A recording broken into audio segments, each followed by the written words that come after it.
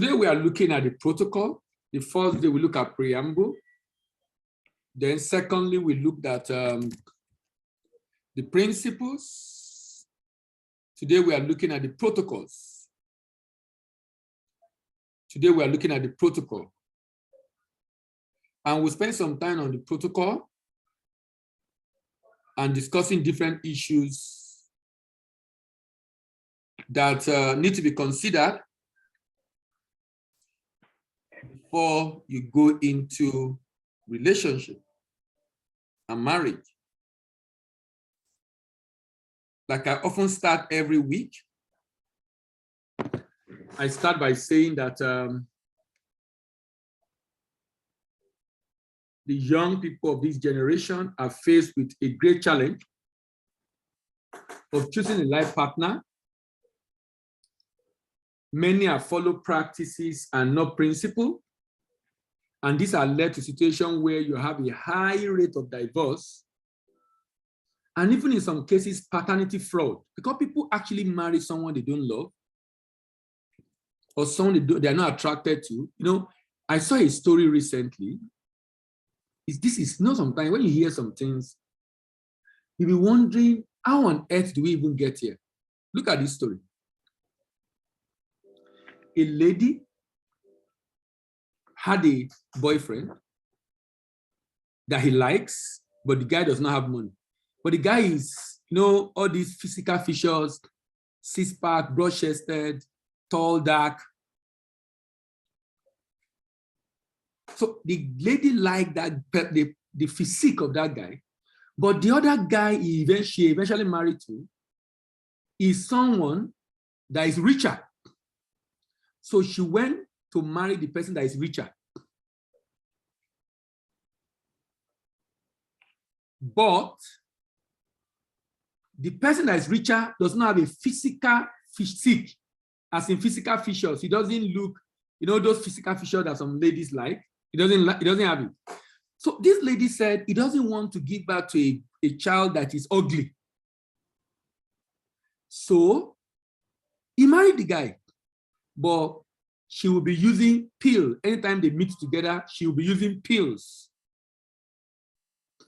to ensure she doesn't get pregnant. So, and she and the husband were going to the hospital up and down. What are they going to do? To see, oh, what's the problem? Doctor is checking, oh, everything is fine. You guys are okay. Just keep trying. It will happen.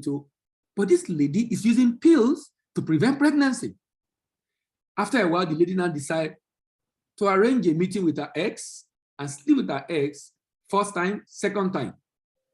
So now brought home a child from her ex into her husband's home.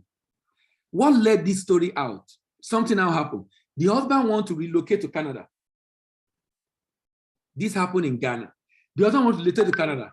I know for this relocation thing, they have to do, if you say you are married, you have kids, they have to do DNA test to be sure they are your children. So immediately they said they are doing DNA test, this lady became very afraid. She now wrote a particular radio program that I heard about this story. What should she do? Now, imagine that. So why on earth will you go and marry a man you don't like? Why on earth should you marry? And the reason is because people marry for the wrong reasons. She did not marry that guy because she loved that guy.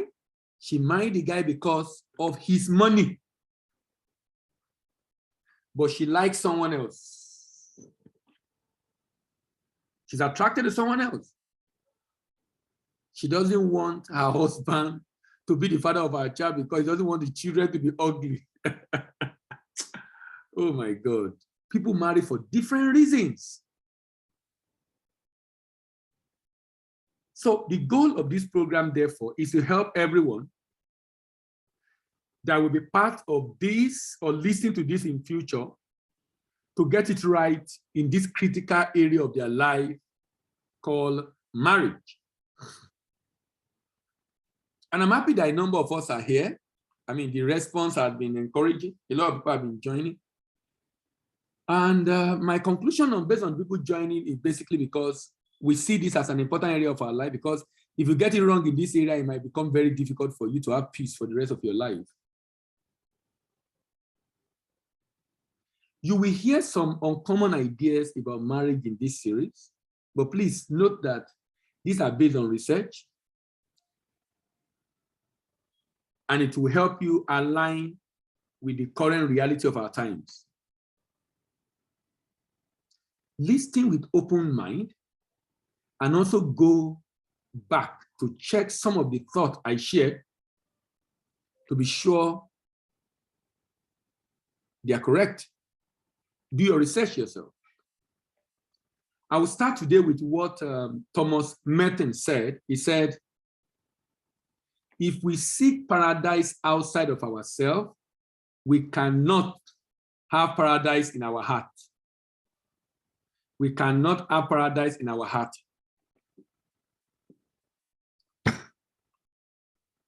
Don't marry because you are looking for someone to satisfy your need.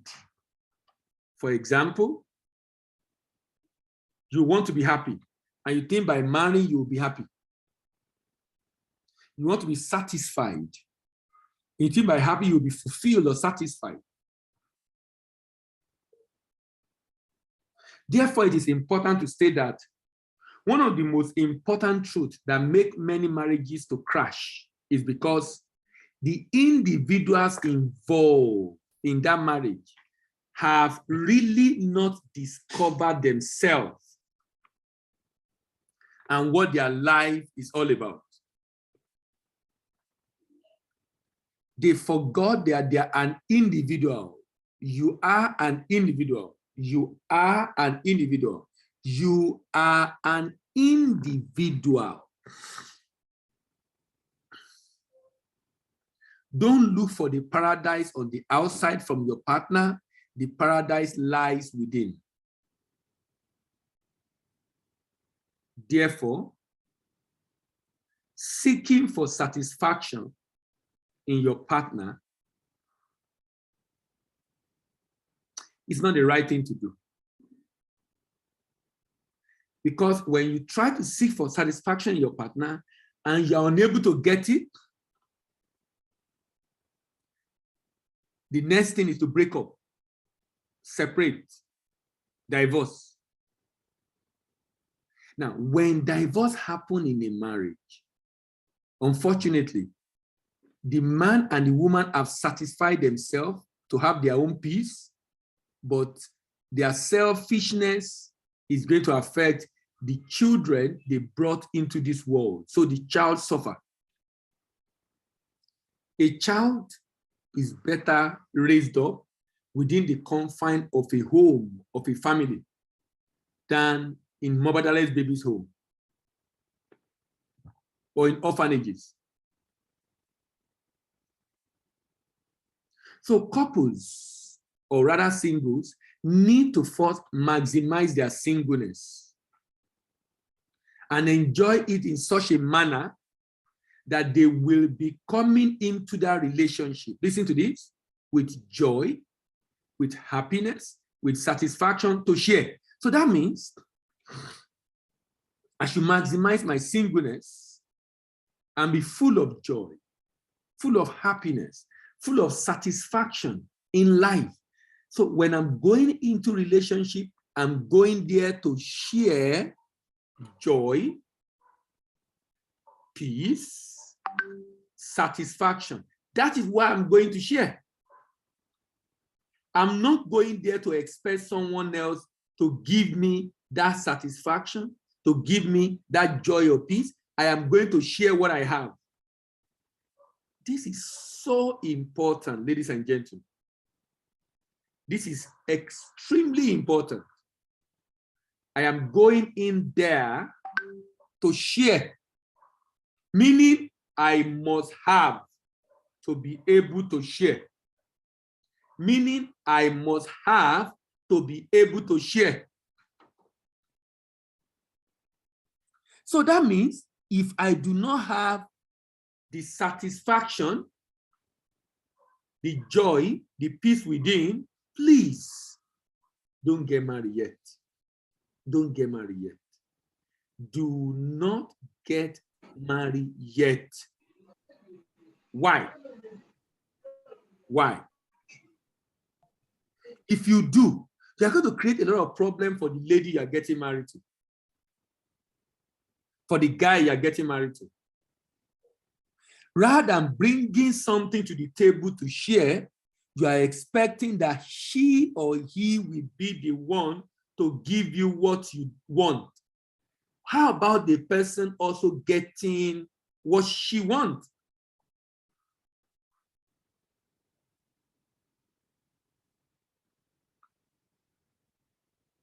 How about that? How about that? Why is this so important? This is very important because if you do not have peace, you cannot bring peace into the relationship. You know, all of us,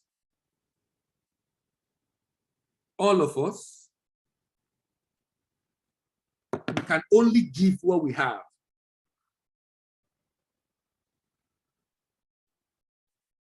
We can only give what we have. All of us.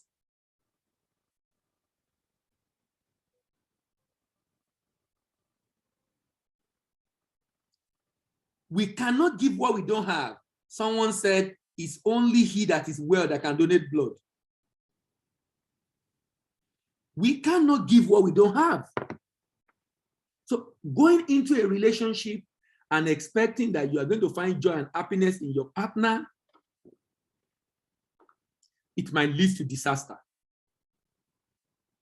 Because if you are not able to get it, you exert pressure on him or her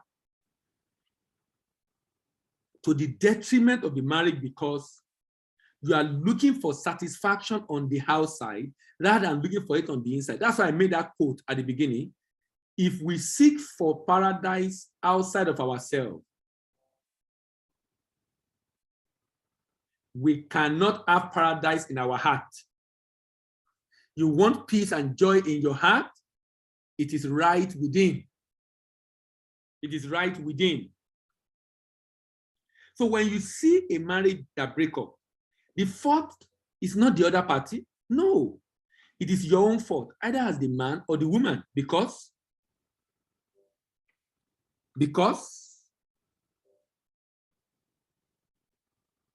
you are looking for satisfaction on the outside. Look at this. You know, sometimes when you have stress in your life, when you are stressed, look at what happens when you are stressed. Look at what happens when you are stressed. When your reality, when the gap between your life expectation and your current reality is wide, you become stressed. The level of the stress in your life is directly proportional to the gap between your set expectation, and most of the expectations are set based on your environment, based on the set expectation and your reality. For example, you're already dreaming of the child you want to have, your children. So you are marrying. One of the major reasons you are married is because you want to have kids. So you have an expectation within 9 months, I will have kids.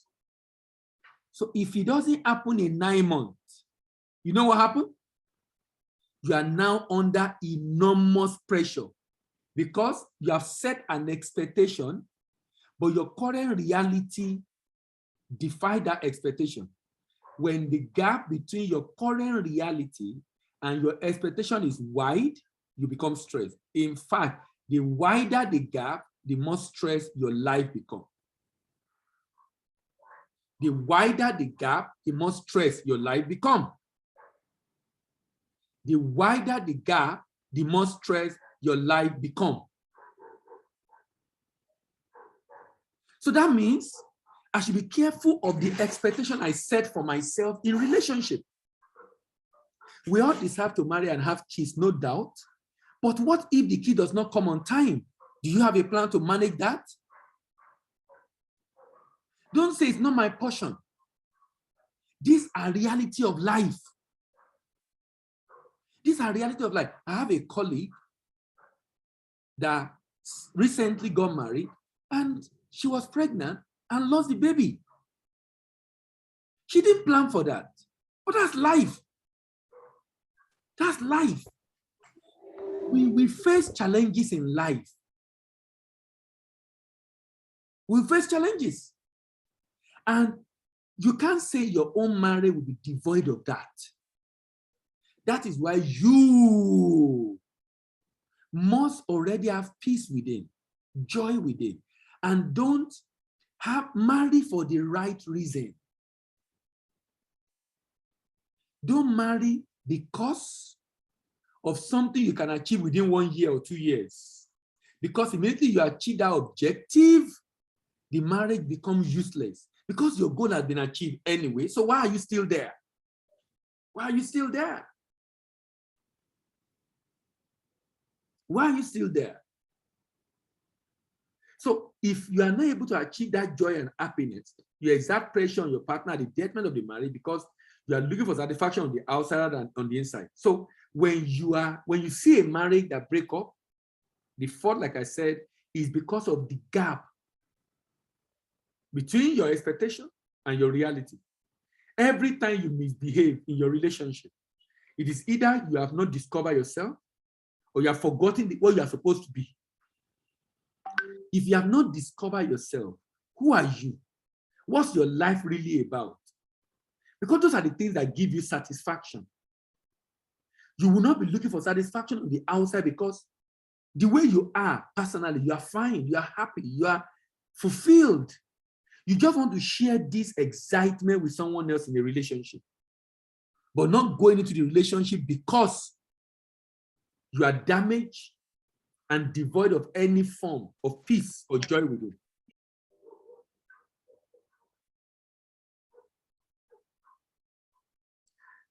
So as a single person, you need to first become independent before you enjoy interdependence. If you are going to enjoy interdependence in the relationship, you need to first become independent. Because if you are not independent, you can't have interdependence, because interdependence means you are contributing something in the home. You can only enjoy interdependence in that marriage if you first become independent. That means without the other party, you are just fine. You are fine without the other party. This means that both of you should have discovered yourself. You know exactly what you want to do with your life. And then both of you coming together can find how you complement each other, how your own life goal can complement or support the spouse. Because if you don't have something you're doing with your life, what happens is this: you will put the relationship under enormous stress. When you are idle, there's nothing you are doing. Because life is meaningless when there is no goal you are trying to achieve or direction you are going. When one person is totally dependent on the other person because he or she does not have idea of the direction of his or her life or the direction of where he wants to go, it is a recipe for disaster. It is a recipe for disaster.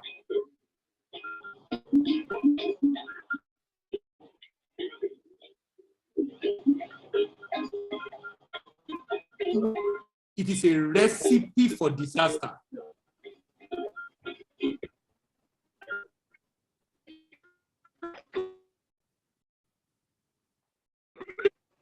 I'm hearing some background noise. I'm trying to know where it's coming from. Can we mute ourselves, please? It's a recipe for disaster. Why? When one person is totally dependent on the other, let me give you an example. If as a lady, you depend entirely on your guy for all your needs, what if he's unable to meet it? What if he's unable to meet it? What if something happened and he could not meet it again? Maybe he was meeting it before. It's a recipe for disaster. Independence is necessary before you go into relationship. If you are not independent, you are going to create problem for your partner. Being independent means you must have a life. What do you want to do with your life? You should have a job. You should earn a living or a business. You must be able to take care of yourself and your need.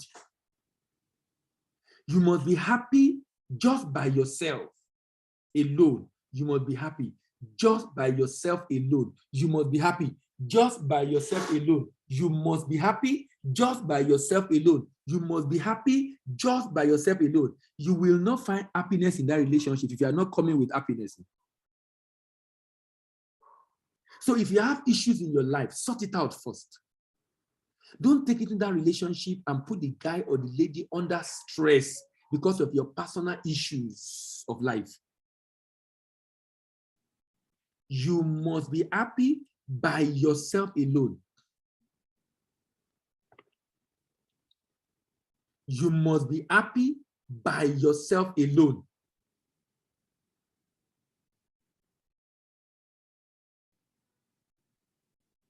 And I'm taking time to emphasize this because, because a lot of relationships today are so stressed because the lady is not doing anything. There's no direction. Everything depends on the husband. In fact, do you know why? Have you ever wondered why some ladies, they are being beaten and battered and they stay in the relationship? Have you ever wondered why? Why sometimes they find it difficult to live? They can't take care of themselves. They are not independent.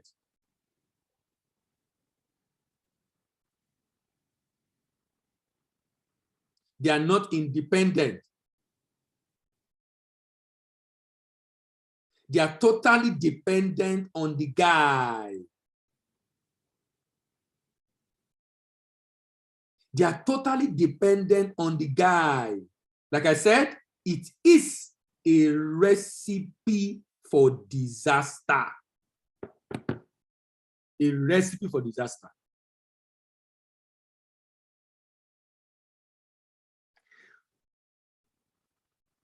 Like I said, being independent means you should have a life. You should have a job. You should be able to take care of your basic need.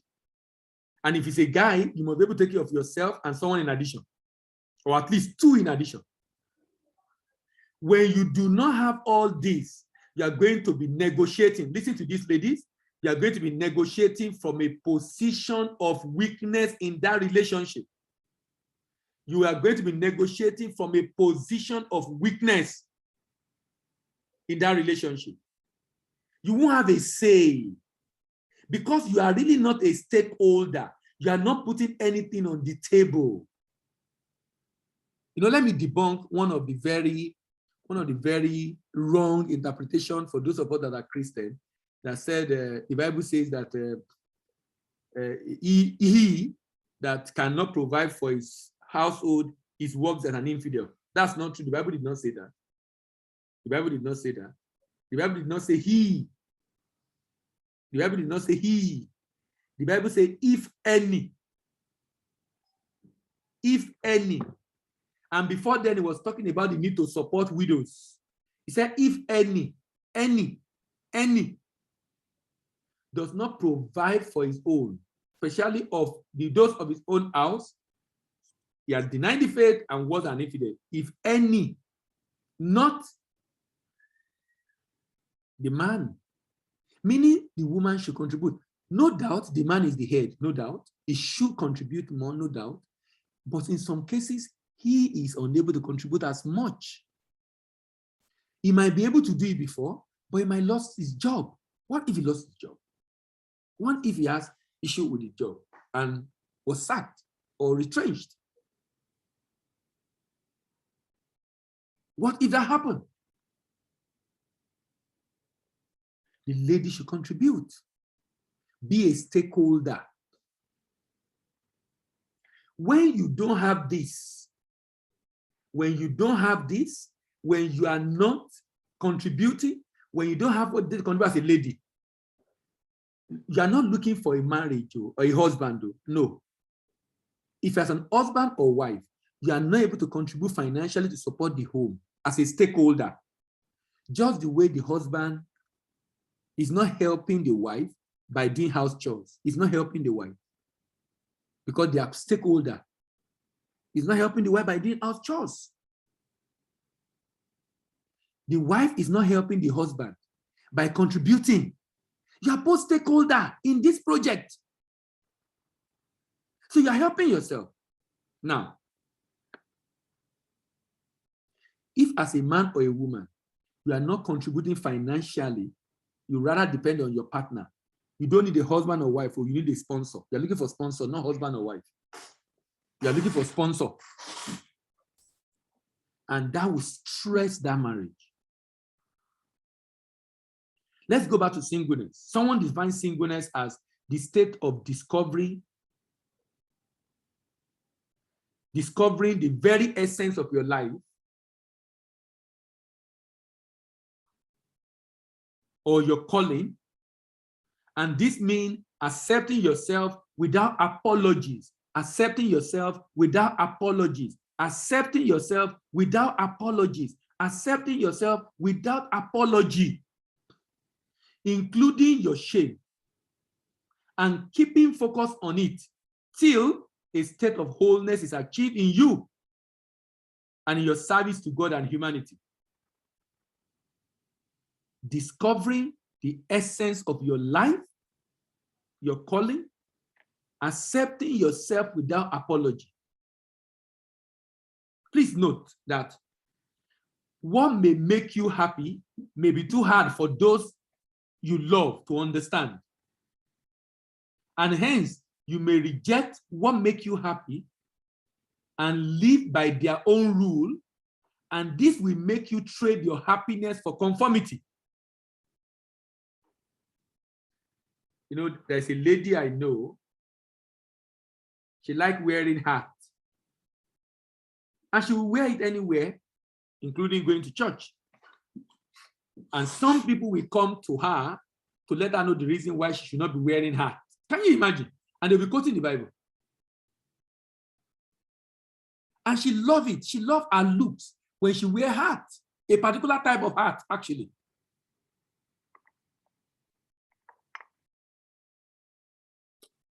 It's not offending anybody by doing what she's doing, but someone does not like it. And you know, some people, they trade their happiness for conformity. Not because what you are doing is wrong, but someone don't like it. And it's trying to prove to you why you should not do it. Because he does not like it.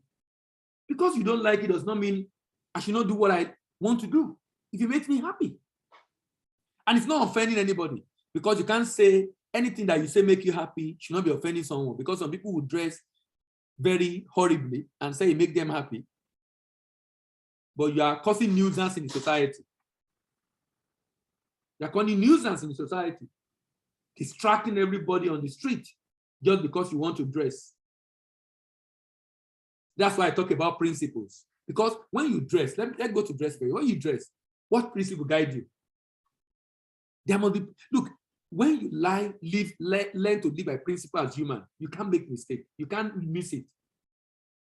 Because at every junction, you know, okay, what's the principle guiding this? For example, for it to be a clothing, it should be covering. It should be covering. It should be covering. If it's not covering, then he has defined the purpose. He has defined the purpose. So don't trade your happiness just because you want to please someone. But that thing that makes you happy should not be offending others also. I'm basically saying that as a single person, you should be happy with yourself. You know, look, you should be happy, excited with yourself. excited with yourself, happy with yourself. Why? If you are not happy, you will not bring happiness to that relationship. You will depend on the other person to make you happy.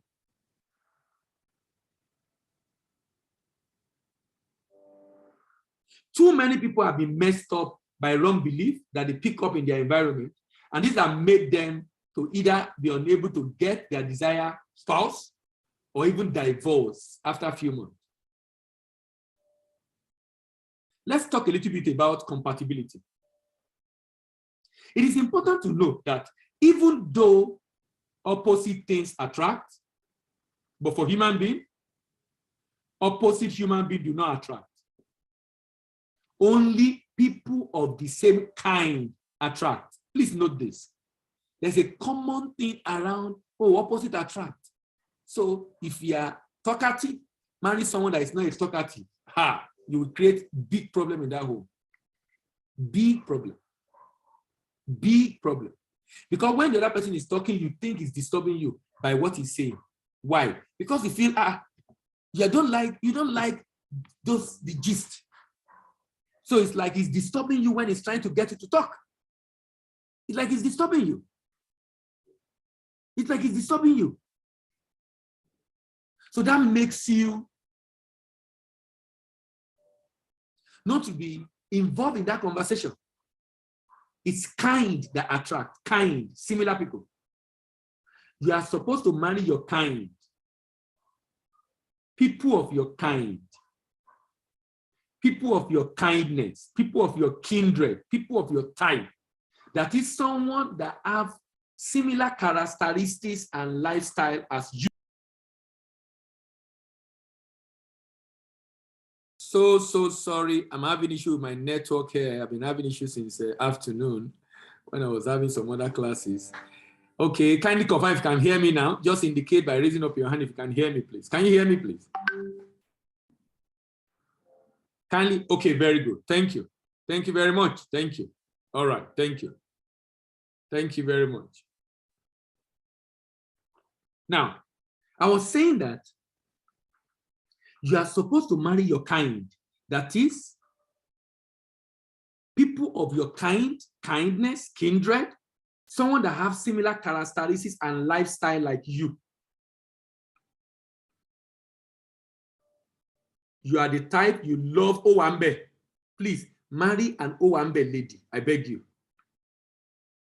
Marry an Owambe person. Marry an Owambe person.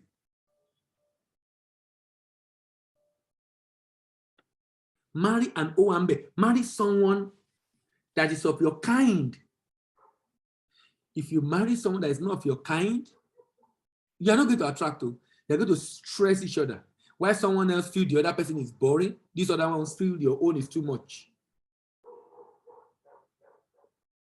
A talkative should not marry a quiet person, but rather he should marry his kind, which is another talkative, but at least someone that likes to talk, even if it's not up to your level, but not someone that likes to be reserved and be on his or her own.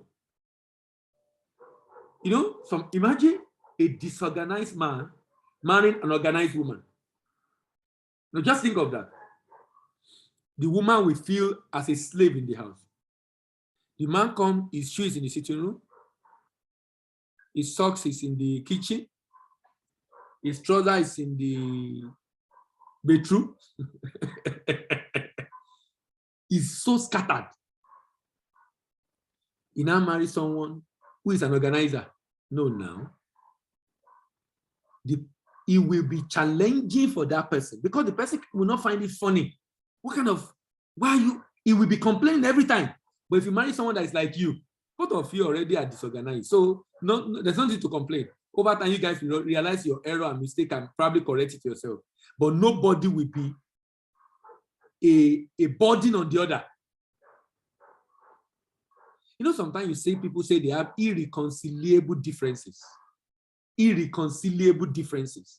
Have you heard that before? Irreconcilable differences. Irreconcilable differences. Because they think opposite attract. They think opposite attract. So A number of relationships that divorce, they always use that word, irreconcilable differences. Irreconcilable differences.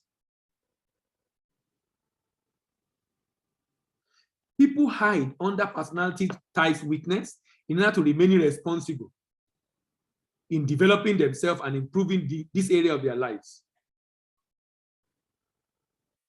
Don't hide under personality type and say that's who you are. That's not true. You've not found a situation that will make you to change it. That's why you think that's who you are. That's not who you are. That's not who you are. That's who you have chosen to be. That is who you have chosen to be. Given the right circumstances and situation, you will.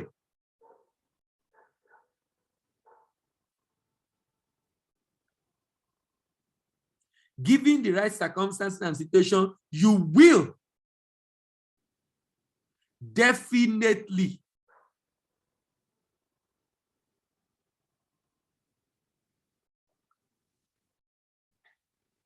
change. It's because you have not found situation to change. You know,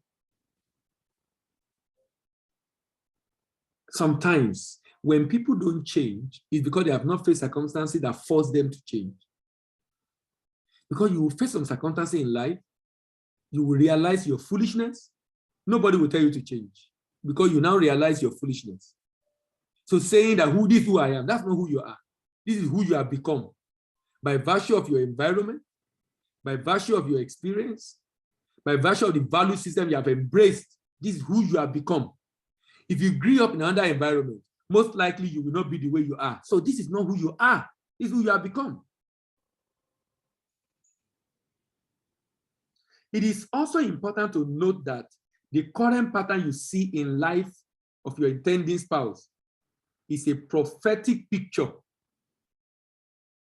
and a good predictor of the future you will likely experience in that relationship.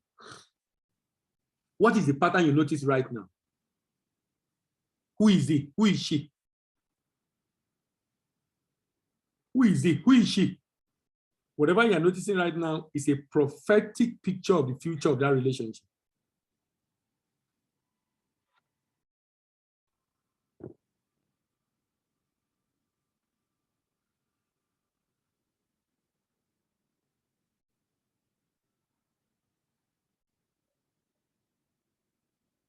Very important.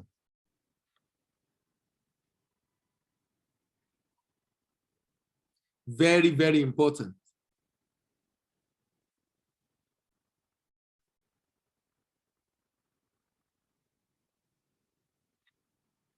This is why background check of the person you want to marry is very key.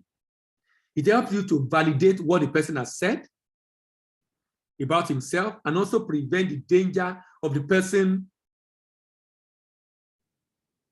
the danger that the person represents, if any, from happening to you.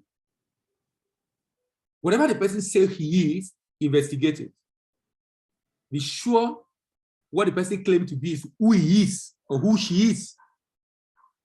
You know, in those days, in the Southwest, for example, before someone go to marry in another family, they hire someone that do investigation and give a feedback of that family and that person. Do you know why they do that? They want to be sure their child is going to a family where we have peace. We can't get it in that. It's more important in today's world because today there are a lot of pretenders. Oh my God. You know, I heard a very sad story. This guy wanted to get a particular lady. He wanted to get a particular lady. He wanted to get a particular lady. But he knows this lady will not agree if the lady knows that he's a Muslim. So this guy joined the church that this lady belonged to. He's a Muslim. He joined the church. True life story. He joined the church that this lady belongs to. Joined the workforce in the same unit where this lady is. Joined in doing all the activity in the church. Claimed to be born again. After a few years, he proposed to this lady. And lady agreed. The lady agreed. And they got married. The wedding night, this guy brought out his mat, his, what's the name? His tasbih and his kettle to pray because he's a practicing Muslim. But the lady did not know. Lady was shocked to the marrow. But they've married. They've married.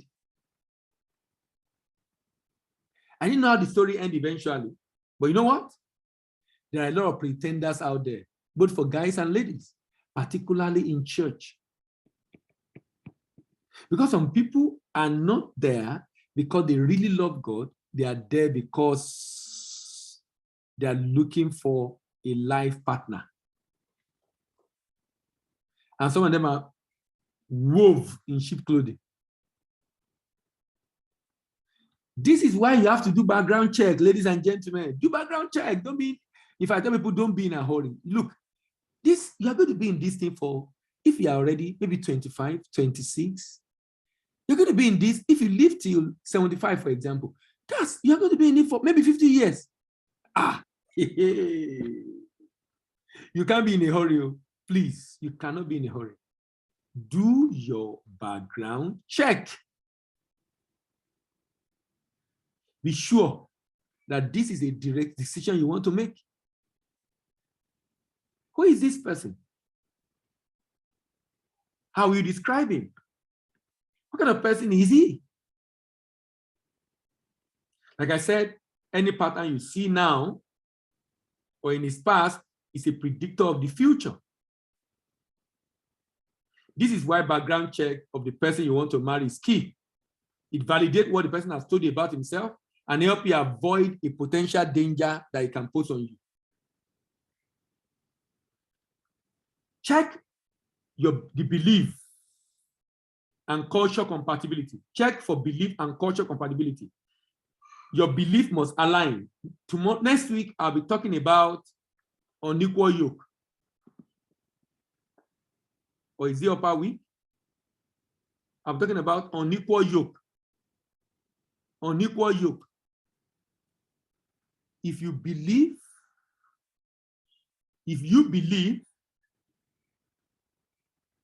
that a man is superior to a woman as a man, and the woman believes man and woman are equal, that's unequal yoke. If both of you marry, you have issues. You must align that belief. You must align that belief. If you don't align the belief of the role of the man and woman in the home and how the home will be run, you have issues. So, does your belief about life, about marriage, about the role of couple in the relationship align with each other? Do you believe the same thing as far as husband and wife is concerned in the relationship? Do you believe the same thing? Or this guy believes that my husband should take care of my baby, wash my clothes, cook my food, stay at home. And the lady believes, no, I should be a working class lady. I should earn my own living. I should have my own dream. Compatibility in terms of belief and culture. Check the pattern and for pattern and personality alignment. This has to align for you to go ahead. Number one, your belief have to align. Your personality have to align. Does your personality match with the other party? So both of you can enjoy yourself, either both as an introvert or both as an extrovert. Else, one person will see the other as being boring. Check for energy and vibration or connection. This has to align for you to go ahead. Look, if there is no connection that makes you to miss each other, or one person has sexual fantasy while the other does not, then don't go ahead. You know, one thing I tell people to discuss in relationship is the issue of sex. I've had opportunity to counsel some, both married women and unmarried. And I realized that, you know, when the scripture says that marriage is honorable in all and bed undefiled, some people don't understand what that statement means. Let me tell you, if you're already sexually active before you get married, your partner must know about it. He must. And I'll tell you why. In your mind, you have an experience already, and that creates expectation. And because you have that experience and expectation, if you don't discuss with your spouse to be of your expectation, you will have issues. Now, if both of you are sexually inactive, even if you don't discuss it, no problem. You will both learn together and grow together. Fantastic. That's why he said marriage is honorable in law and bed undefiled. The fact that it creates less issues, but immediately one person is sexually active does not mean you can't go ahead. People can make mistakes and repent and change, but you must discuss it. You must discuss it. Why should you discuss it? You know the expectation of the other party. You know the expectation of the other party. If you do not discuss it, you are going to create problems. Maybe along the line, towards when I'm going to discuss on sexual issues, I'll probably talk about this seriously sometimes in future, when we get to discuss sexual compatibility, male and female. Look. If you don't discuss it, because the guy has expectation because he's already sexually active, the lady has expectation because he's already sexually active, particularly when one is and the other is not. If both are, no problem, but you still discuss it. Because, look, you see that sexual stimulation is very strong. It creates a pathway in your brain that you won't forget. So if you now are with someone else and you don't have the kind of experience you used to have, it's going to be a big problem. However, if both of you discuss it, you can learn together and work at it, but you must discuss it. So one person knows, okay, look, this is what I like, this is the way I like it, this is what and the other party understand, and they both work on it together. Else, that's why one of the reasons why marriages break is sexual issues. Because if the guy is not and the lady is, the guy will feel the lady is, why is he wild? Why is he like that? But unfortunately, the lady have had that experience. There is a lady I was talking to some time ago who rejected a proposal because of sexual compatibility. She's already very sexually active. And there is some kind of act she likes. And she asked the guy for it. And the guy said, no, I can't do that. He said, okay, if you can't do it, then I can't deal. Rather than going in and creating commotion, causing problem, angry, fighting, she pulled out. In as much as for me, I feel that is, it was, anyway, different people have different reasons for, as I said, people have different reasons for getting married. And some, you'll be shocked at the reason why some people get married. So there must be connection. There must be connection. Look, you should pray, if you're a Christian, for God to lead you, but God cannot lead you to someone you're not attracted to. There must be attraction. There must be chemistry. There must be chemistry. You must love this guy. You must like this guy, not love. Love is a commitment. You must like this guy. You must thrill for him. You must love. You must like yourself, the way you see yourself. There must be that attraction. There must be. Else, If the guy does not have the fear of God, he might have to go out. Have you ever wondered why some guys, they have a wife at home? They take care of their wife, they take care of their children, they love their children, but they still have a girlfriend outside, side chick. They like that side chick, but they love their wife. Love is commitment. They're able to provide all, and they don't want their wife to know. Because they respect their wife, they love their wife, but they don't like their wife. There's something that they see in this side chick that's making them to go outside. Why then marry the person you don't like? Why?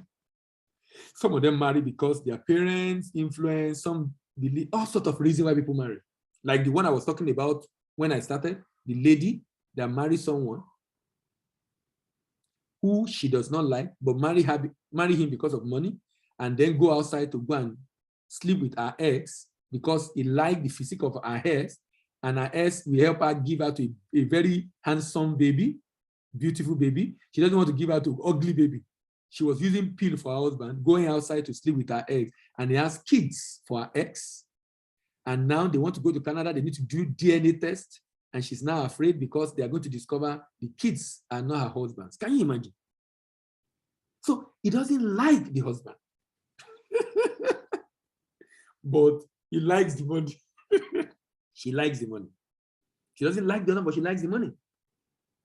So check for compatibility in terms of connection. Connection. Connection. If there's no connection that makes you miss each other, please don't go ahead. Don't go ahead.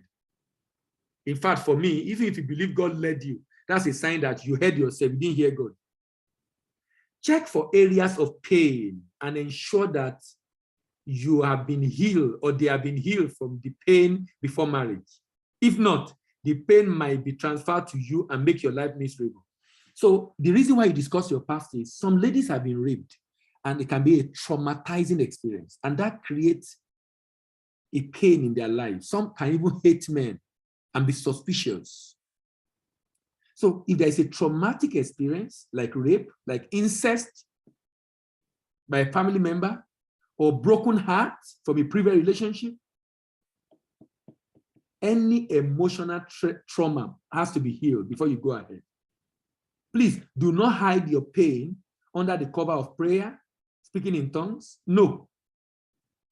Being born again does not change your pre-installed pattern of life or conditioning. This is why the scripture says, be ye transformed by renew your mind, which simply means that you are transformed by uninstalling your self-sabotaging patterns. Be ye transformed by renew your mind means you should change your pre-installed pattern, self-sabotaging pattern. Be ye transformed by uninstalling your self-sabotaging pattern. Be healed of those pain, and there are therapies to help you. There are therapies to help you. There are professionals to help you get out of it, and you can be fully healed and whole. If you do not uninstall this learning, truth learning and necessary therapy where required, you will notice that even though you are born again, you are still either jealous, angry, have some very weird behavior, even towards your partner. This is why you need to see a therapist who can help you go through the process of healing in order to save your spouse from the side effect of this trauma. You know, there is this popular singer who was raped. There's a popular singer who married a lady who was raped in Nigeria here. Some of you might be aware of him. And this guy said, because of that rape experience, the wife still have the traces of that trauma is still in her. He has to hire a therapist that help because it's been over 20 years, but the lady is still being affected by that experience. And they have to hire a therapist that come to the house regularly to help her stabilize her. So don't go in until you're able to sort out some of these issues. Why? You want a marriage of peace, don't you? If that's what you desire, then please don't neglect some of this protocol we're discussing tonight. Next week, we're going to continue this protocol. I have about 4 or 5 areas on the protocol.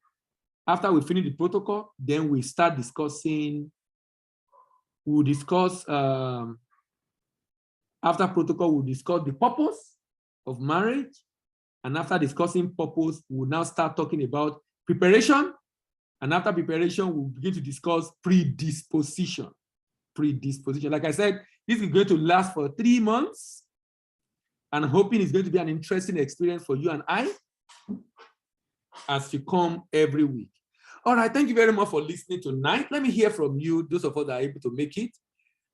Good evening, Ayelagbe Samuel. Good evening, how are you? What have you learned tonight?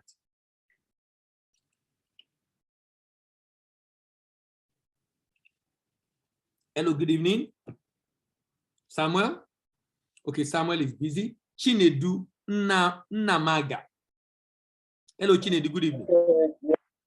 Yeah, good evening. Good evening, sir. Yes. Thank you for, can you hear me? Yes. All right, so thank you for the teaching tonight. I was really blessed. In today's class, I'll just give a summary. Okay. In today's class, we are talking about the anatomy of relationship and marriage, the potential. That's the first part. Okay. I'll just drop the bullet points. First of all, I learned that a lot of marriages crash today because individuals don't really discover themselves. Yeah. Yeah. If the gap between the current reality and the set expectations are wide apart, yeah, a lot of stress will come in. Yeah, because a lot of people may say, okay, the reason why I want to get married, okay, I'm 30, for instance, that the reason why I want to get married is that by the time I will be 50, my first son, first daughter, will be 20. She'll be 20. So, but it doesn't work that way. It doesn't work that way. It can work that way. It may not work that way. Yeah. Because I've seen people that have stayed up to 5, 6 years without issues. Yes. Okay, but these people are sexually compatible. They don't have any issues medically, but besides didn't come as expected. So we have to be very, very careful.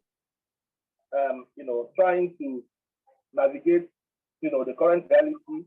We have, what the pressure, this assumption that when somebody is up to 30, they will tell you any person, they will tell you, even your neighbor, even your colleague at work, or can go and marry. Okay, when you say, if you say, this food is very good, though, they will say, go and marry, so that your wife will cook that one for you. So, in fact, there is no sentence you will make without somebody telling you, or can go and marry. Okay, that undue pressure could make one to make a lot of mistakes, and gradually the person will start building up unnecessary stress that has not been there. Nobody says, there is no law that says that once someone is 30, the person should go and marry. Okay? Okay, now the next one is don't marry because of short-term expectation. Learn to discover yourself. You have to be independent for you to be interdependent. Yeah. Very important. You have to be independent in terms of having a life, having a job, having a business, taking care of your needs, comfortably taking care of your needs, not want. It was specified needs. And then, can you also take the needs of, let's say, extra 2 persons? You get my point. For example, yourself, your wife, and possibly a child. Okay? Then, happy just by ourselves alone. We must be happy because happiness comes from within. You can't give what you don't have. Very, very important. Don't even say relationships to cause unnecessary stress on your partner.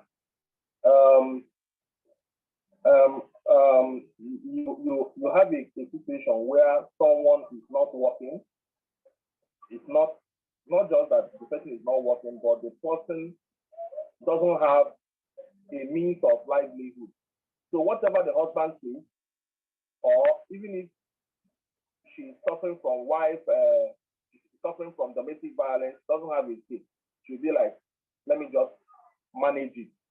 But if the person is maybe financially stable, not just financially stable, if the person is independent, all right, the person will be able to know what to do.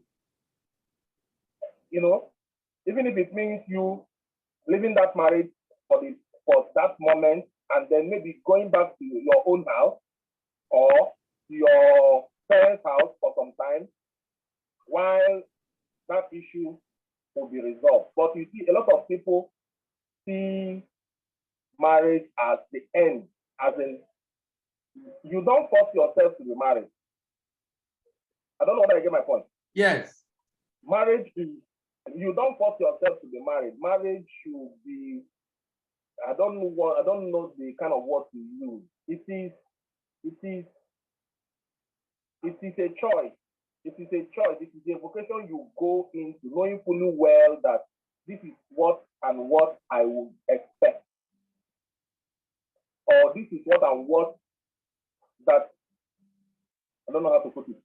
These are the things that the challenges there. So don't go there and put yourself in a tight corner, all because of finances. And that's the reason why you said the lady should be a stakeholder in that marriage. How? Yes. If you're a man or a wife, if as a man or a wife, you can't contribute financially, okay, then you are not looking for a wife or a husband. Probably you are looking for a sponsor. Yeah. And that is very, very important. Okay. You said something about law of compatibility. You're supposed to marry people of your kind. Yeah, it's true that there is this theory that says opposite sex attract, but we should also know that people that have the same characteristics, same value system will blend together. We should also try as much as possible to discuss the issue of compatibility, energy, and vibration. If you're not physically attracted to someone, there is no miracle that would make that marriage to even last. You should be sexually attractive to the person. You should be sexually attractive to the person, and you should be able to discuss sex. Very, very important. Okay. All right. Let me hear from Oda because of time. Thank you very, very much. I appreciate your contribution. Thank you so much. Yeah. All right. Thank you. Yeah. Chooks Austin. Yes. What did you learn tonight? What's striking for you tonight, Chooks? Good evening, sir. Good evening, everyone. My brother has initially run everything through. So, but one thing that stood out for me was the fact that you needed to be, you need to be attracted to the person that you say you want to marry, and you gave the example of the fact that the woman wanted a certain trait, for her children, but she didn't want the man to know, so she was getting the money from her husband and she was getting pregnant from another man. And so that goes to show that you really cannot keep a home. You really cannot be with somebody you are not necessarily attracted to. You can, even if it's the physical appearance, the character of the person, everything should be interesting. You should be curious to find out more. I mean, that's marriage. You keep on discovering new things with the person. But I have a question because I was trying to reconcile the aspect of compatibility. So I've always from reading, I've always like discovered that most people that tend to get married, like I'm talking of introvert, extrovert, like although you explained that it sounds nice. I mean, from just the facial thing, I mean, some of us are outgoing, it just we blend and everything. But then there are other aspects in a marriage that requires that opposite. Give an example. Okay, for example, somebody is very frivolous with money, and he or she doesn't know how to keep money because he's always giving, No, giving, giving. that's not in that. Now, I'm looking at personality. This is skill. What you're talking about is skill. I'm talking about personality, compatibility in personality, not in skill. This is skill. Someone is a good manager. That's skill. So the person that is a good manager should manage the money. That's not personality. Okay.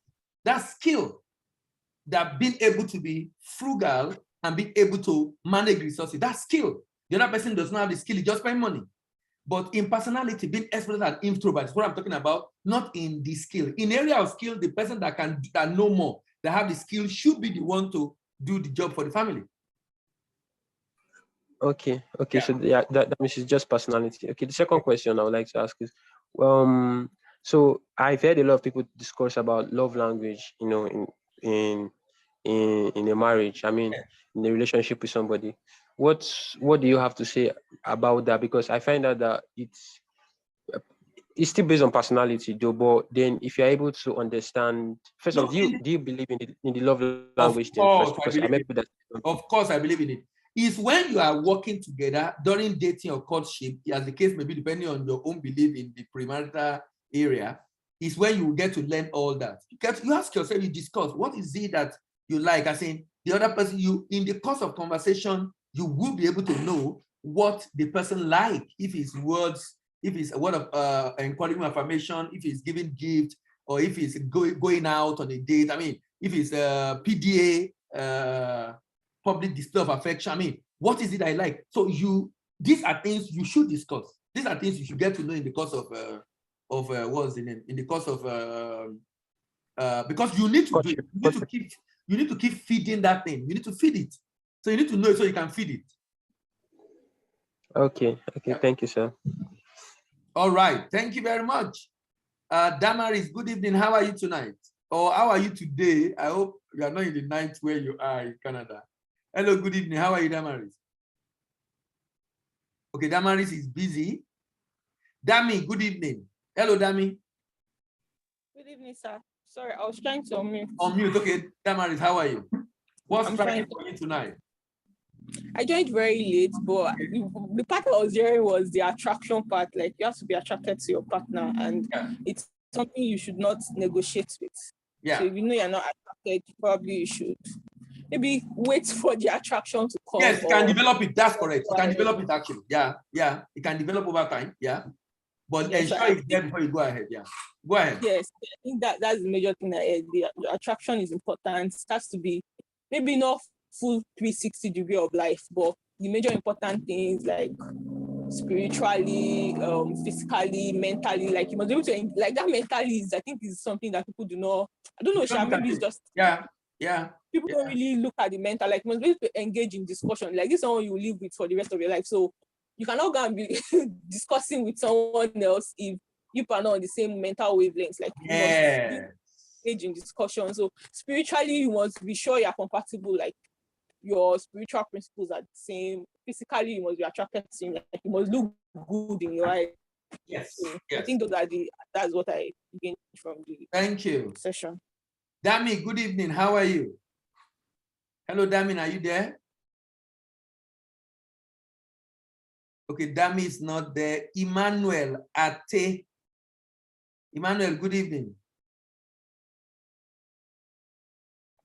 Hello, Emmanuel.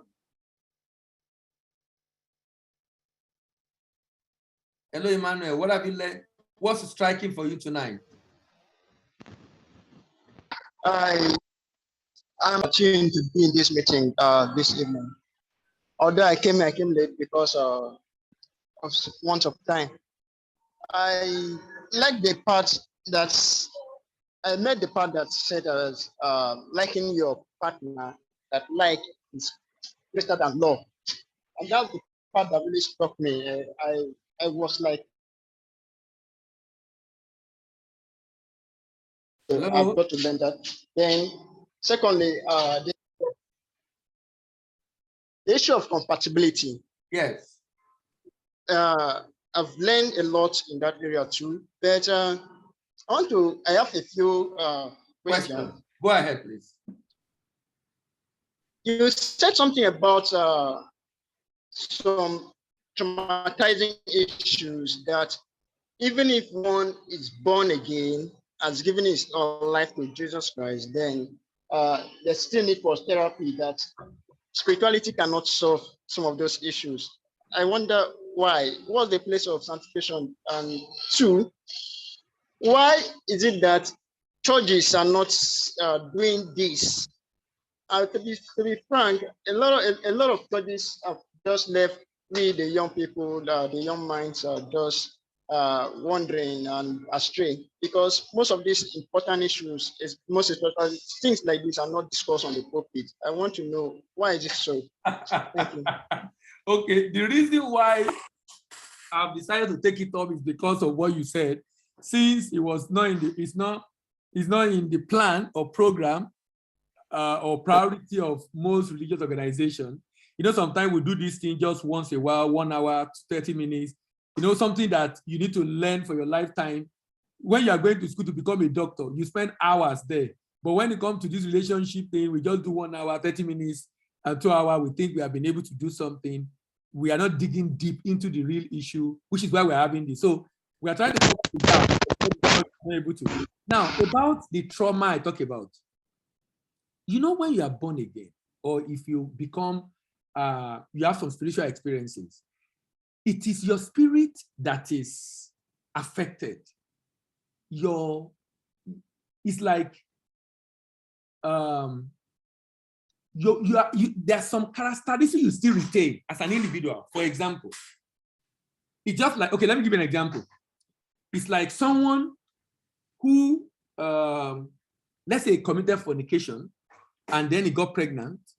God has forgiven him for committing fornication, but he's still carrying the pregnancy. The fact that God has forgiven does not change the fact that the pregnancy is still there. So he now has to endure the challenge of that pregnancy and see doctor where required to be able to ensure that baby is delivered along the line. So that his spirit is regenerated does not change the fact that there is a physical change is happening in his body, which is where the help is needed. I don't know if I've been able to help you answer that question when you're talking about when people need therapy. Some people might have some dramatic experience, and it's like they're able to, those things are not so pronounced in their life again. That's great. But you know, the way this thing works sometimes is not everybody have those experiences. So if the pain is still there, if the trauma is still there, it's just wise to seek a therapist or support to be able to get it fixed. All right, John, good evening. How are you? Good evening, John. Can you hear me? Hello, good evening. Good evening. How are you? Yeah, I'm very well. I joined quite late. Oh, okay. I joined quite late, but from the summary of everybody, I've been able to. First off, on attraction, that there must be attraction from both sides, first of all, because you cannot be with someone for the rest of your life which you are not attracted to. Yeah. So there must be that attraction. Also, you guys, there must be something in common between the two parties that you guys can relate to. Basically, there must be something in common.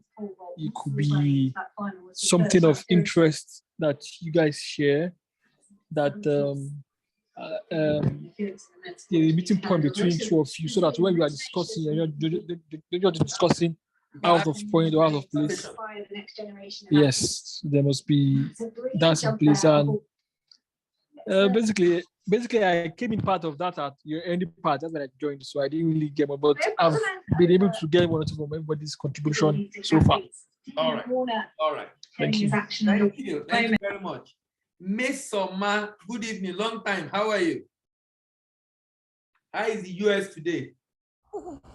Good evening, sir. Fine, thank you. US is fine. You are in summer, so cold has reduced. Hey, the heat, this place, everything is always extreme, extreme. When it's cold, it's extreme, extremely cold. When it's hot, the heat is, and it's not even heat wave yet. When Wow. the heat wave comes, well, thank God for everything. Yes. What have you learned tonight? Ah, wow. First of all, thank you so much for taking time to really address these matters, these issues, because it's a huge thing of concern considering the divorce rate nowadays, Yeah. especially the young people. It's really escalating and alarmingly for that matter. Mm. And it's also ridiculous that people are so proud of it. Like, Yeah.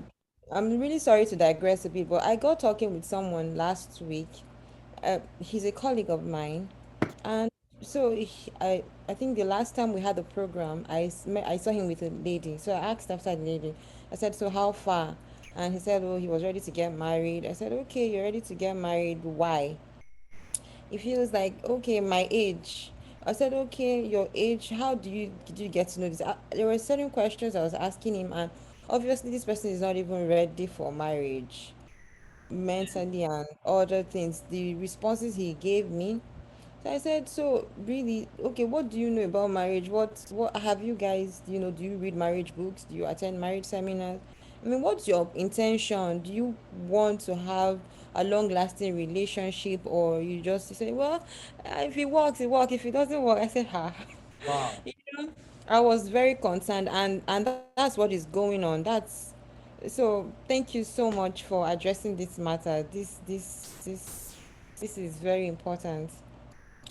There were so many points, and there's one I'm just going to there's this word that usually comes to me, that marriage is like an empty box. Yeah. Yeah. Only get out of it what you put into it. So a lot Mm. of people go into marriage with so much expectations, like, okay, I'm sad, so when I get I'll be married, happy. it will make me happy. I'm poor, when I get into the marriage, I'll be rich. I am this, when I get into the marriage, it will transform me. Or, okay, I don't like my partner, I don't like this about my partner, when I get to the marriage, I will change him or her. But that's not it doesn't work that way.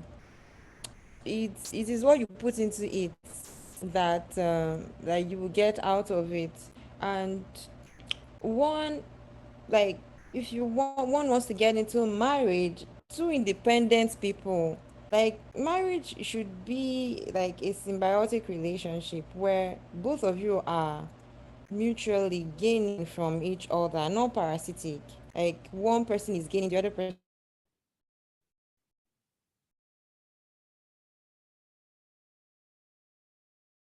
I can't hear her again. Can anyone hear me?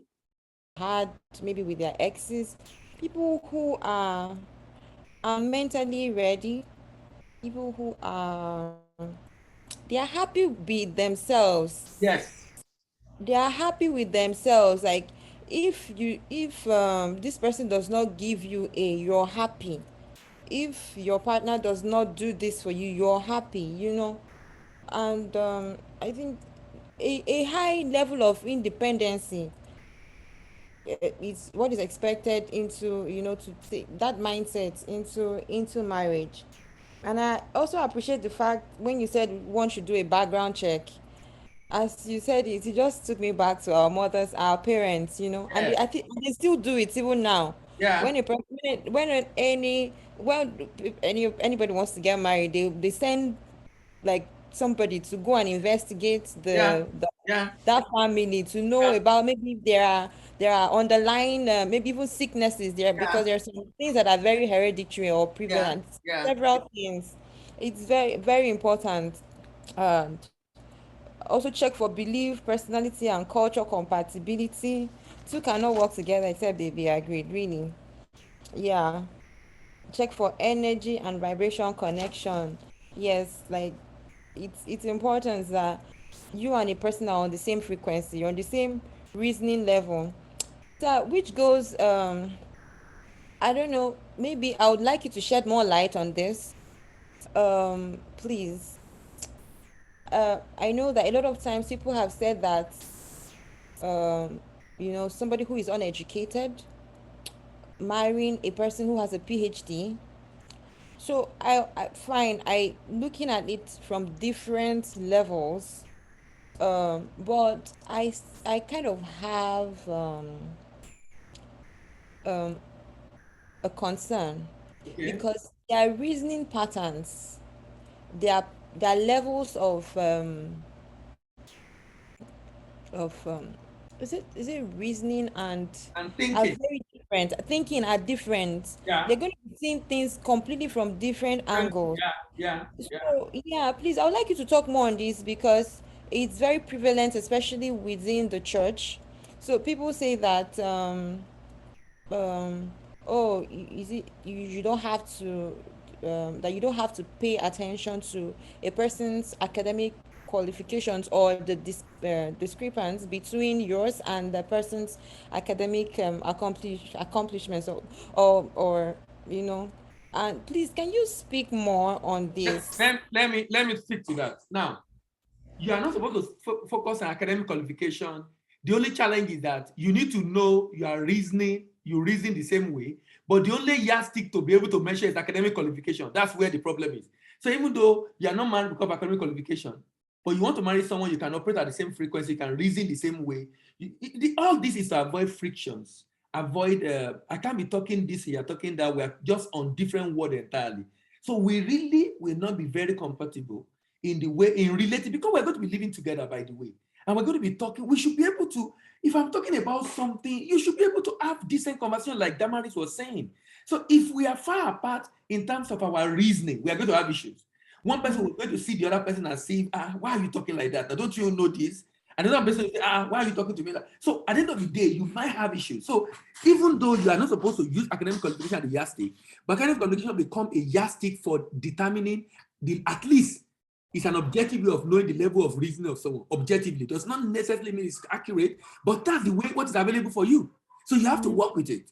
So at the end of the day, I don't know if you were around 2 weeks ago, I was saying when people want to marry, they should marry someone that they are not too far apart in terms of maybe 6 years max. And I was giving the theory of 6 years is if it's 6 years apart max, either the male or female. And I'm not bothered whether the male is older or the female is older. I'm not bothered about that.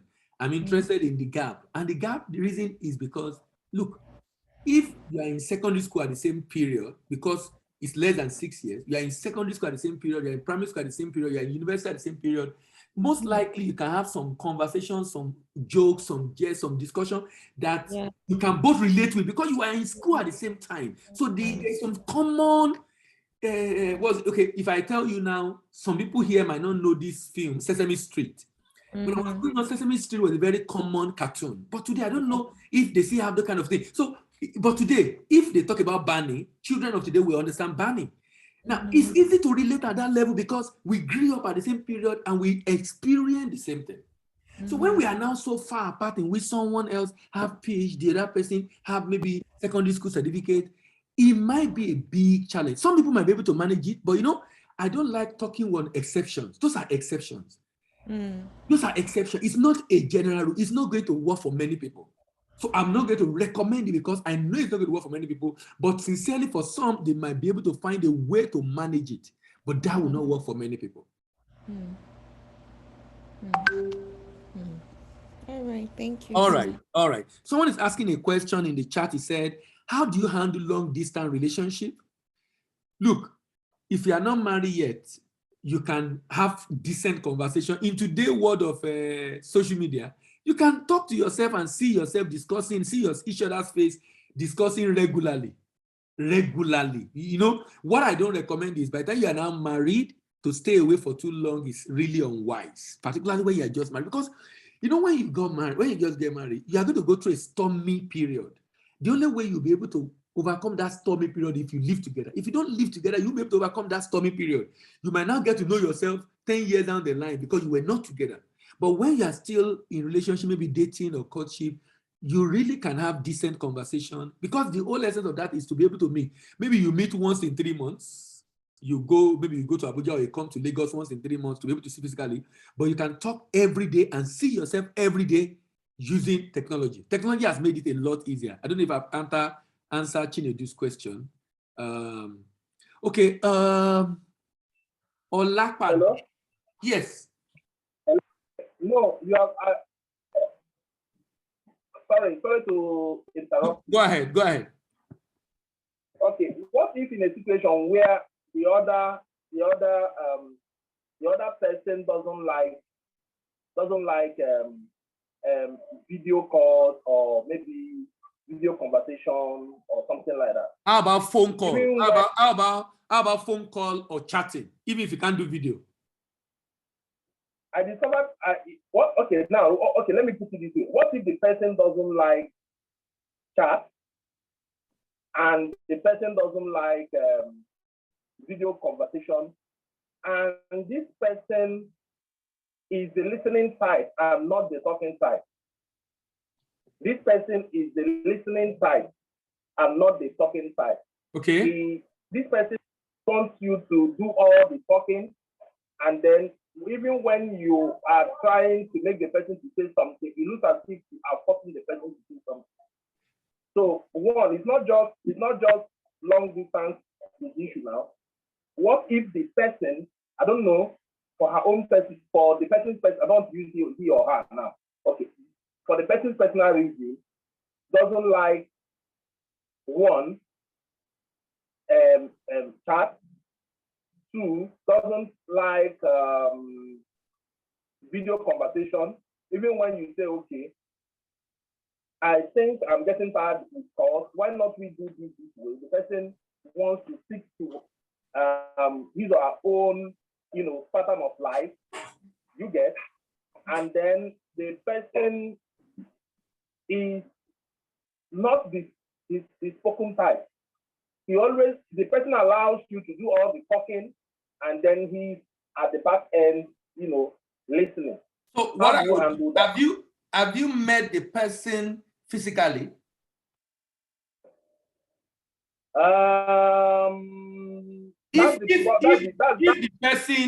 If the guy that is trying to reach out to the lady has not met the lady physically, maybe you should try to meet the lady physically first. Because if you say this kind of relationship, is it that they both have not met or they met somewhere before, they know themselves, now they are separate because of work or something? If that's the case, then I will have some concern. But if they have not met physically before, maybe that's why the lady or the guy has not opened up. Maybe it would be great if they can first meet. If they now meet physically and they have decent conversation, going on with phone call might become easier, even if it's not video. Am I making sense? Okay, maybe we'll discuss that on a personal ground. All right. You can call me privately. Let's discuss it. That's fine. All right. Okay, let me hear from Meshach. Meshach, you joined us a bit late. Good evening. How are you? Hello, Meshach. Okay, Meshach is busy. Tolu Olakpade, are you there?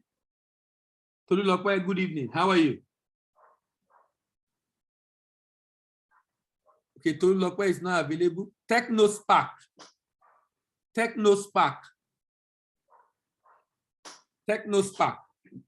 Okay, Dami, go ahead, please. Okay, TechnoSpark. Dami, hold on. TechnoSpark, go ahead.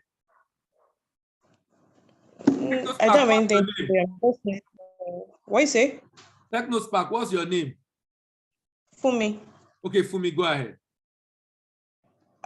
I'm just listening. I just joined, so I really okay, don't you don't have, okay, that's fine.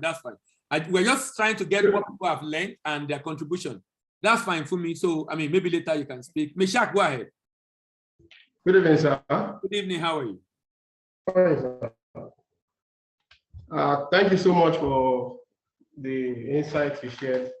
I joined when you were talking about compatibility, the background check and all that, when you cited the example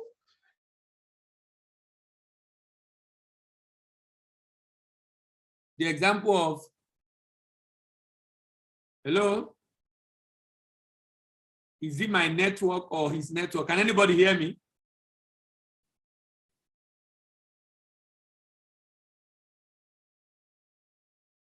Can anyone hear me, please? Yeah. Yes. Oh, okay, because I can't hear him. I want to be sure it's not from my side. Okay, I think it's from him. Okay, let's hear from Dami. Go ahead, please. Dami, I saw your hand.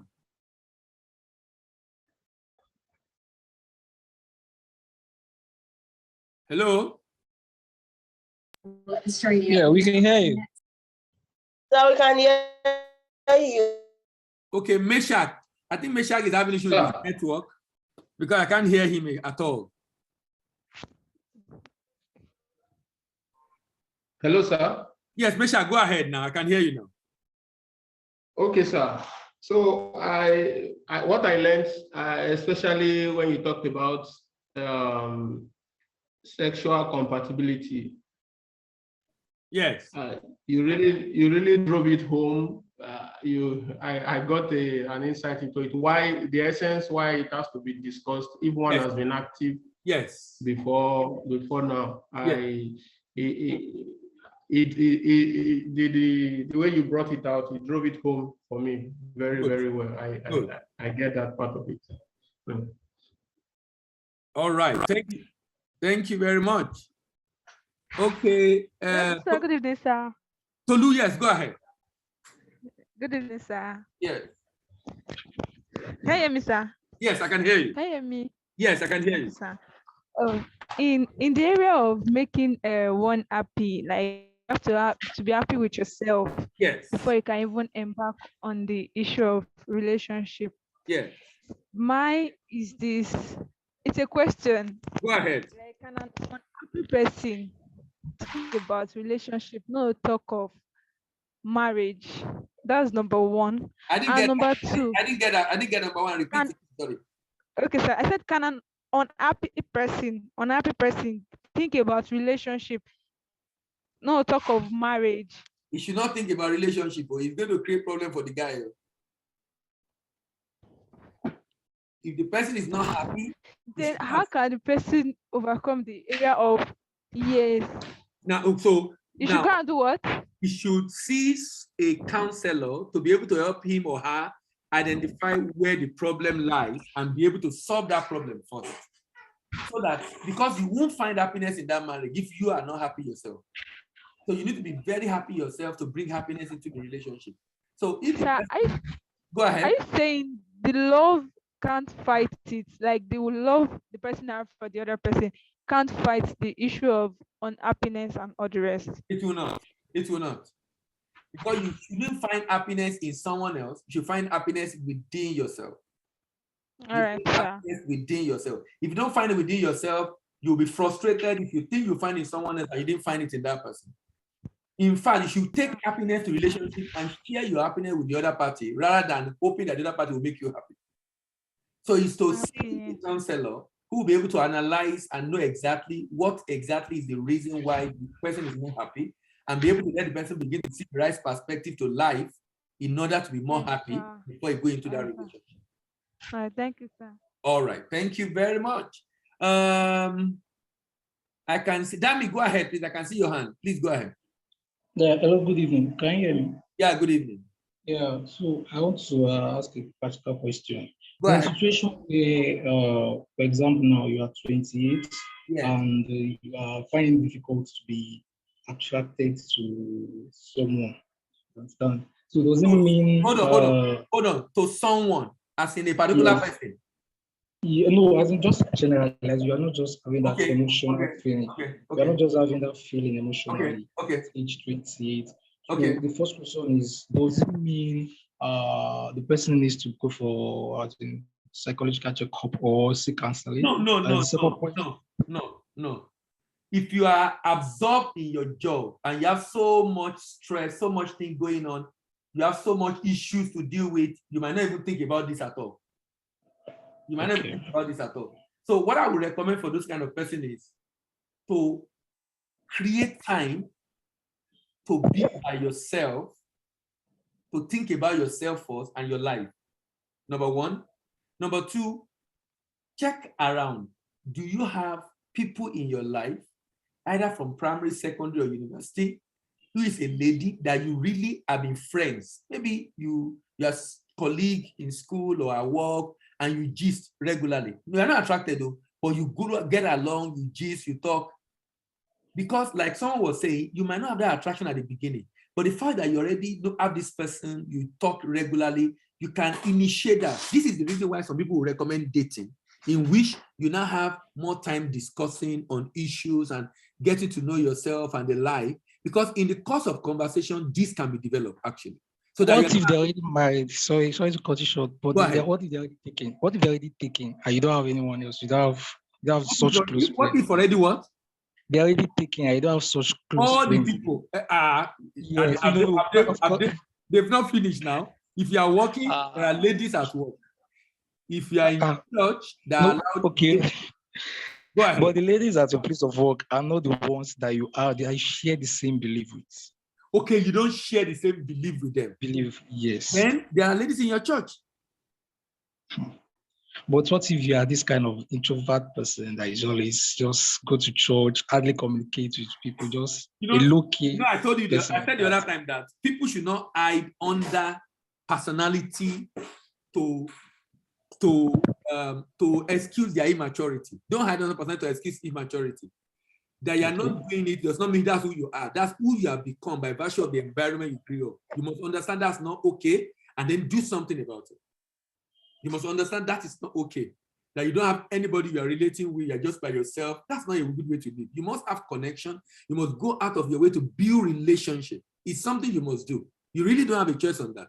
So if your personality type by virtue of your environment make you to do it in a particular way, but rest assured that's not a good way to live, because you need to build relationship. You need to get to meet people. You need to be deliberate about socializing. It's extremely important. And by the time you begin to do it, you begin to see what you probably are not seeing before. Either environment, your job, or the experience you've had have contributed to this, but the truth is, it's not okay. That, I won't call it a weakness, is not being able to build social interaction is not a good way to live, because as human beings, we cannot be on our own. We need each other to be able to be happy. I mean, to be able to create a satisfaction, rather, that I'm able to help someone make me happy. If I don't help anybody, if I'm not able to support someone, assist someone, help someone, I won't be satisfied as human. So I must create social interaction and have those conversations. So it's something, if it's you that is affected in this, you need to do something about it. And we can have conversation on this afterwards. Okay, final question, please. Okay, go ahead. So what advice can you give, or what step can someone take in a situation where the person grew up in a family where the relationship is kind of toxic, where the father and all your orientation, everything you've learned about relationship just very difficult. That's so how do you overcome this fear? The fear of falling into relationship. The reason for this is to transform everybody listening, be it transformed by renew your mind. Through this information you are learning, is actually for you to be able to erase from your mind those negative and toxic experiences you've had about marriage or about relationship. So if you grew up in an environment where the environment is very toxic, particularly for parents or siblings, that make it difficult, this is why you need this. And also, you might need to see a therapist. You might need to be a therapist. So I'm hoping by the time we are through with this series, if you follow through and you learn and you begin to put some of those into practice, it will help you. It will help. Now, if eventually you're still unable to get out of it, then we'll probably have to have a session together. But you definitely need a therapist to help out.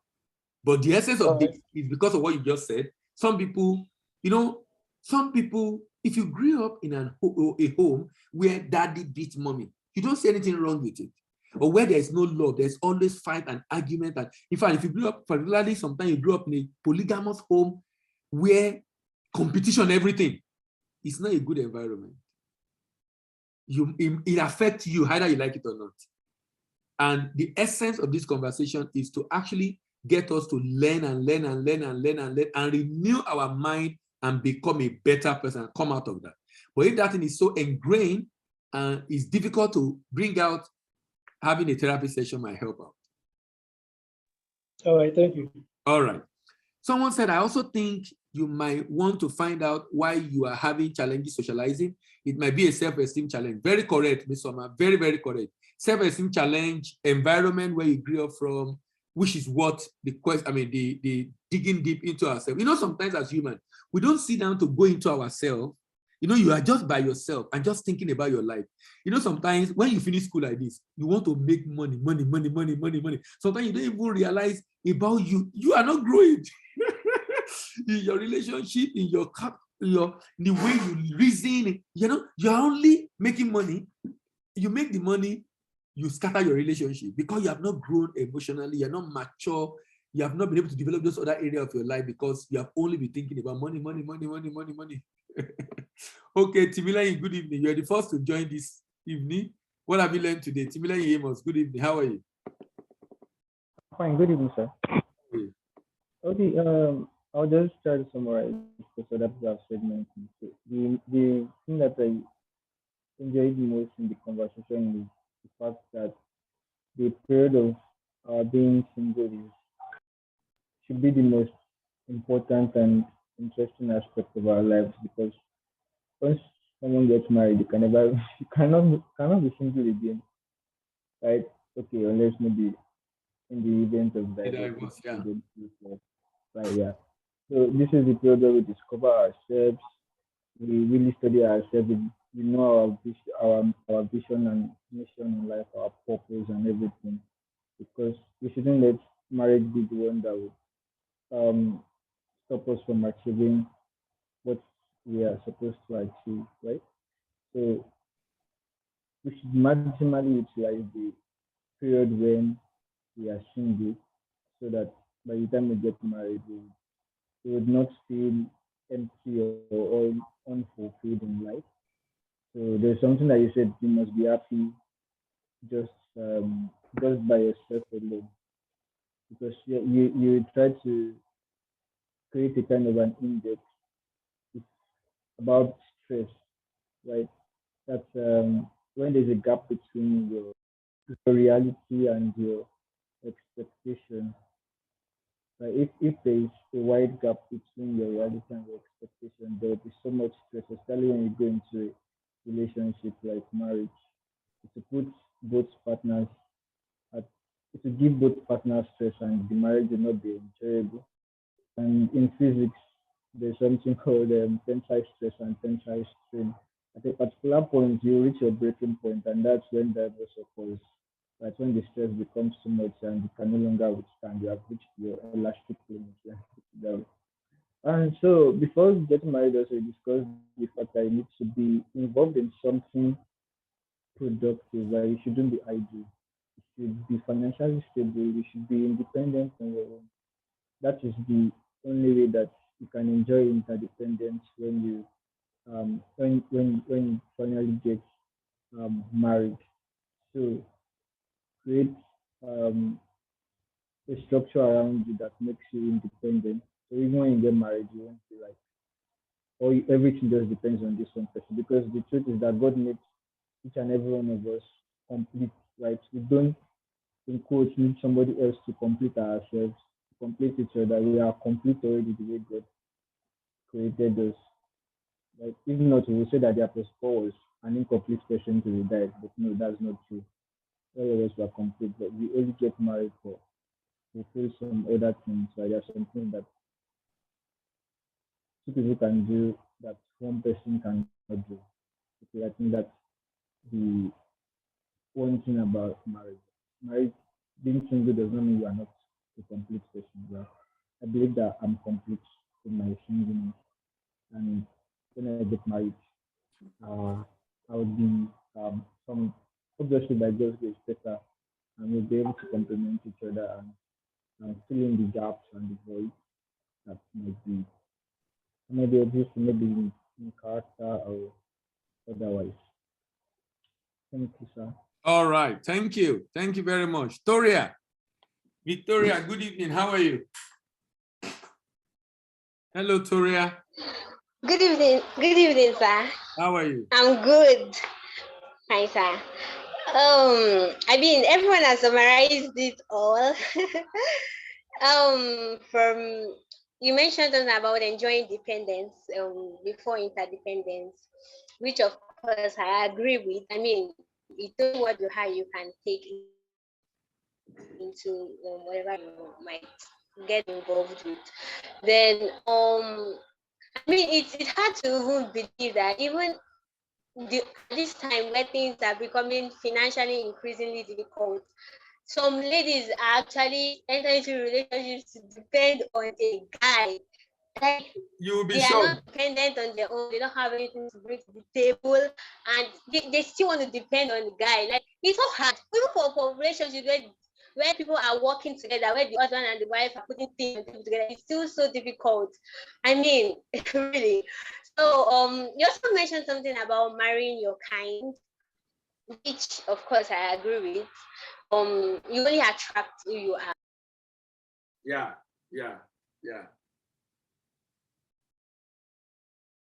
I can't hear you again. I hope it's not from my side. Okay, Toria is kicked out. All right.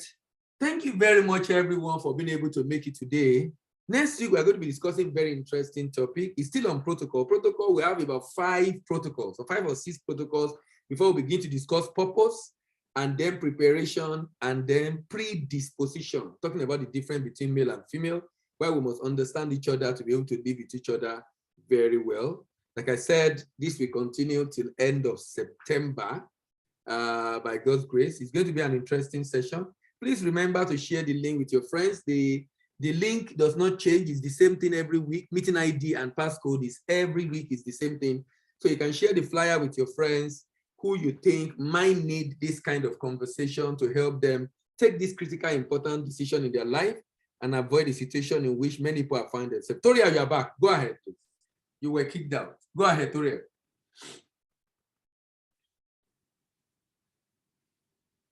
Hello, Toria. Are you still there? Yes, sir. Yes, can you hear me? I can hear you now. Go ahead. Okay, I'm sorry about that. Okay, so I said you mentioned something about marrying your kind, yeah, which I agree with. I mean, the popular saying that says that you attract who you are, you attract what you are. Then one thing that was striking to me is the area of. Wow, are you kicked out again? Pattern. You said to give the prophetic insight into the future. So I think something that we are not so intentional about. I mean, sometimes we get so blinded emotionally by what we feel, the butterfly feelings, and all of that, and we tend to ignore these little signs, these patterns. Yes. And then whenever we get ourselves involved in the relationship and we get into things proper. Toria is kicked out again. Unfortunately, we need to go now because of time. Okay, he's back. You can unmute yourself. It's like the network is really so bad tonight. Toria, unmute yourself, please, and go ahead. I'm sorry. Can you hear me? Go ahead.